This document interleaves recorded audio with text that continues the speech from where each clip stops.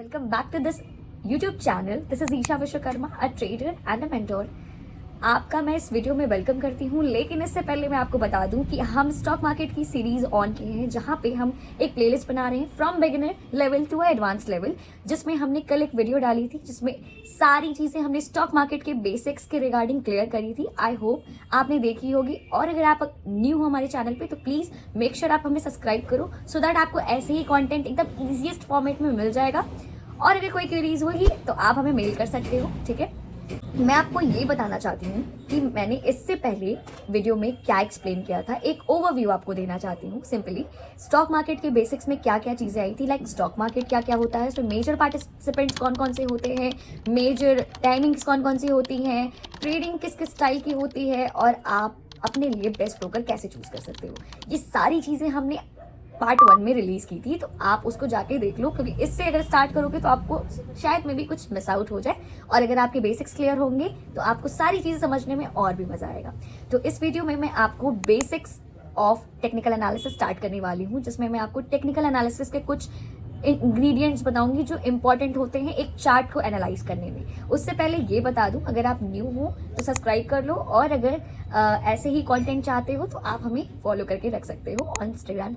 Let's start with the video, जिसमें मैं आपको आज ये बताने वाली हूँ कि सपोज सबसे पहला क्वेश्चन मैं आपसे ये करना चाहती हूँ दैट आपको क्या लगता है चार्ट जो हम देखते हैं उस पर प्राइस का मूवमेंट किस बिहाफ पे होता है। कोई तो रीजन होगा प्राइस के ऊपर जाने का, प्राइस के नीचे आने का, कोई रीजन होगा। मैं आपको सिंपल सा लॉजिक समझाती हूँ। डिमांड और सप्लाई नाम की दो चीजें होती हैं जो टेक्निकल एनालिसिस के बेसिक में आती हैं। बेसिक्स ऑफ टेक्निकल एनालिसिस में सबसे पहला टॉपिक होता है सप्लाई और डिमांड जोन। जब तक सप्लाई डिमांड जोन नहीं होगा तब तक आपका कोई भी प्राइस का मूवमेंट नहीं होगा।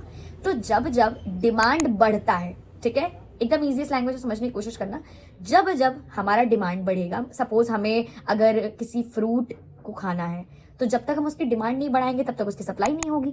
डिमांड बढ़ता है सप्लाई से, ठीक है, सप्लाई से डिमांड बढ़ता है तो वहां पे प्राइस बढ़ जाता है।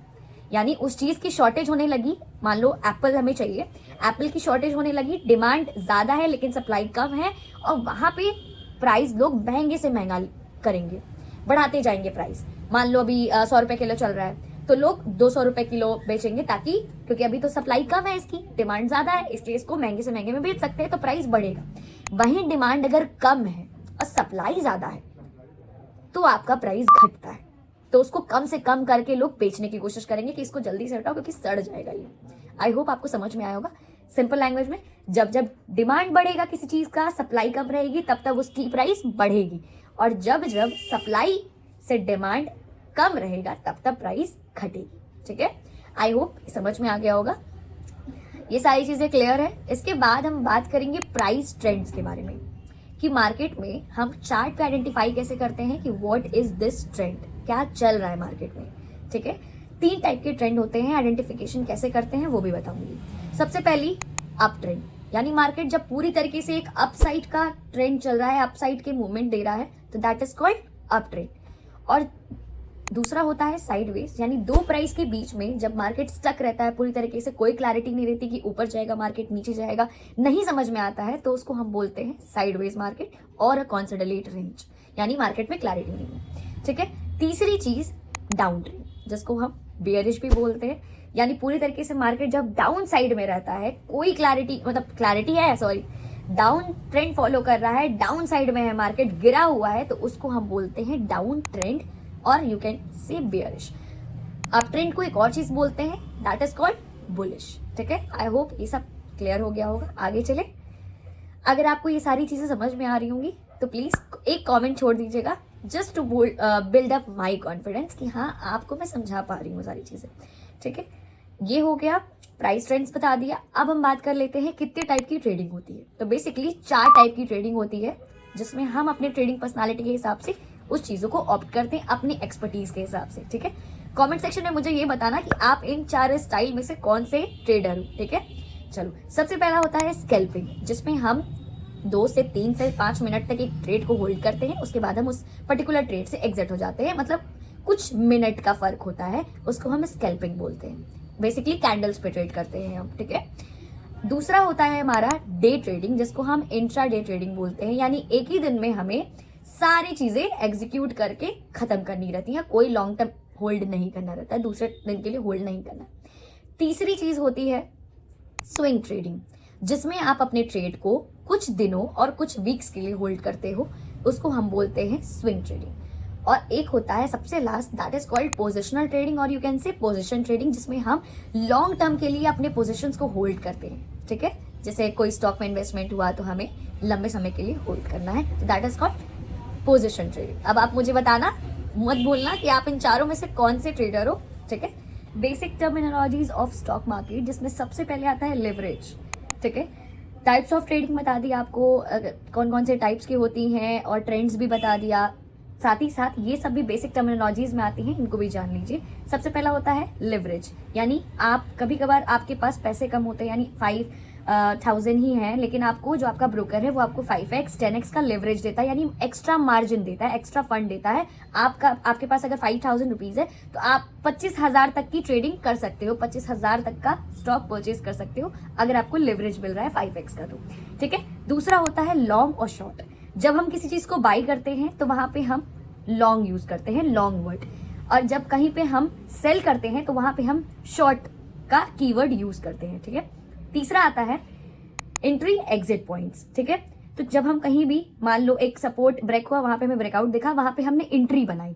ठीक है, पर्टिकुलर एक कैंडल पे एंट्री बनाई, उससे प्रीवियस कैंडल पे हमने स्टॉप लॉस लगाया, सेफेस्ट स्टॉप लॉस, और उसके ऊपर एक हाइट, एक जो भी पैटर्न फॉर्मेशन हो रहा है उसकी हाइट का हमने एक टारगेट सेट किया। तो there are 3 things, entry, exit and stop loss. ठीक है, ये हो गया entry, exit, stop loss and target, 4 things.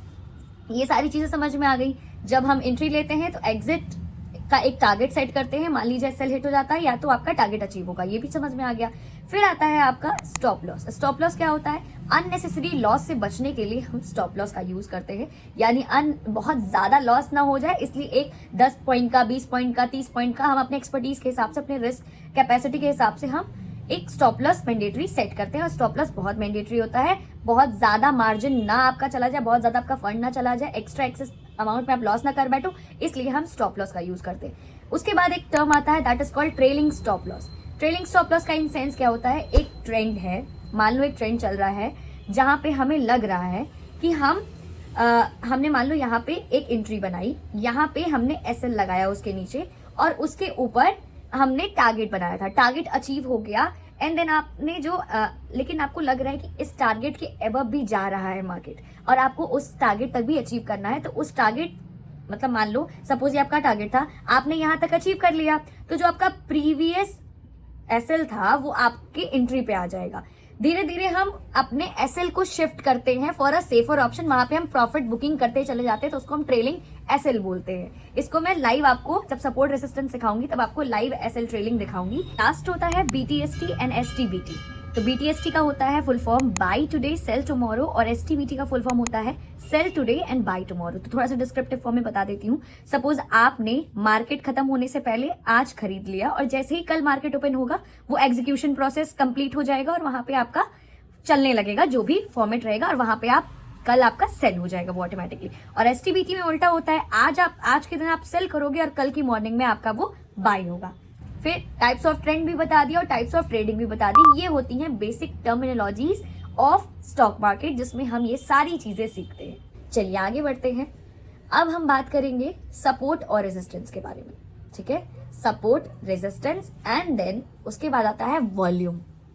ठीक, वॉल्यूम बहुत इंपॉर्टेंट फैक्टर है, और जब तक हमें एक कैंडल में या फिर एक प्राइस मूवमेंट में कितना वॉल्यूम चल रहा है नहीं पता होगा, तब तक हम आगे की चीजें एज्यूम नहीं कर सकते। उससे पहले एक और चीज बता दूं, that one most important thing came in my mind, that is time frame. इसको लेके बहुत लोग कंफ्यूज रहते हैं कि मैम कौन सा टाइम फ्रेम हमारे लिए बेस्ट होगा। तो देखो, टाइम फ्रेम बेस्ट किसी के लिए नहीं होता, उसको बनाना पड़ता है। टाइम फ्रेम आप ऐसे यूज कर सकते हो, देखो जब बहुत पुराने ट्रेडर्स हैं अगर उनसे आप मिलोगे तो वो लोग हमेशा क्या करते हैं ना, longer period of time frames को चूज करके शॉर्टर पीरियड तक आते हैं, ताकि उनसे कोई भी एक सिंगल चीज मिस आउट ना हो जाए। जब उनको सपोर्ट रेजिस्टेंस बनाना होता है तो वो लोग पुराने हिस्टोरिकल डेटा को भी देखते हैं कि पहले प्राइस कहाँ पे हाई बनाया था एंड देन कहाँ पे लो बनाया था। ठीक है, कहाँ से स्टार्टिंग हुई थी, कहाँ से हाई है, कितना हाई गया है मार्केट, क्योंकि अक्सर जो भी पैटर्न बनता है मार्केट में, आगे चल के उस पैटर्न का एक कह सकते हैं आप सपोर्ट लेके वो आगे बढ़ता है। उसी पैटर्न से ऐसे नहीं समझाओ, ऐसे कंफ्यूज हो गया। मैं ऐसे समझाती हूँ, सपोज मेरा घर यहाँ पे है, ठीक है, और मुझे यहाँ पे जाना है मार्केट में सब्जी खरीदने, ठीक है। मैं यहाँ से निकली, मैंने सब्जी ली, फिर मैं वापस अपने घर पे आऊंगी। सेम इसी तरीके से मार्केट होता है। जहां से मार्केट हाई बनाता है, उस हाई को जब तक वो ब्रेक नहीं कर देगा तब तक उसी पैटर्न में फॉर्मेशन होता है। उसी को सबसे हाईएस्ट जहां बना है that is called your resistance, and जहां सबसे लो बना है that is called your support, minimum support जिसको बोलते हैं। जहां से मार्केट अगर टूटा तो फिर लंबा जाएगा, ठीक है। सपोर्ट रेजिस्टेंस पे ही पूरा खेल है आपका। सपोर्ट रेजिस्टेंस बनाना सीख गए और हमेशा वीकली, डेली, आवरली, मिनट्स तक आपको एनालाइज करने आना चाहिए, ताकि कोई भी एक सिंगल स्पॉट आपसे छूटे ना। अब हम सपोर्ट रेजिस्टेंस कैसे ड्रॉ कर लेते हैं ये बात करेंगे, और इसको मैं चार्ट पे आपको बताऊंगी, क्योंकि ऐसे वर्बली आपको नहीं समझ में आएगा। तब तक के लिए टेक केयर। मैं इसके नेक्स्ट पार्ट में आपको बताऊंगी, क्योंकि वीडियो बहुत ज्यादा लंबी हो जाएगी, फिर आप ही बोर हो जाओगे। इसलिए छोटे छोटे फॉर्मेट्स में ही मैं वीडियो रिलीज करना चाहती हूँ। आप मुझे बताना ये सारी चीज आपको समझ में आएगी नहीं, और आपको थोड़ा सा टाइम भी मिल जाएगा। इसलिए मैं एक दिन डालूंगी वीडियो, फिर एक दिन का आपको गैप दूंगी, ताकि आप उसको स्टडी करके आओ, एंड देन नेक्स्ट आप उसको जब फिर से पढ़ोगे ना तो फिर आपको ज्यादा क्लियर होगा, ठीक है।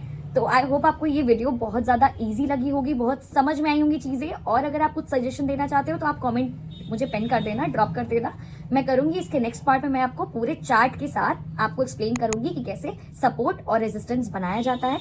बहुत ईजी है यार, कुछ नहीं करना, एकदम ईजीएस्ट लैंग्वेज में बताऊंगी।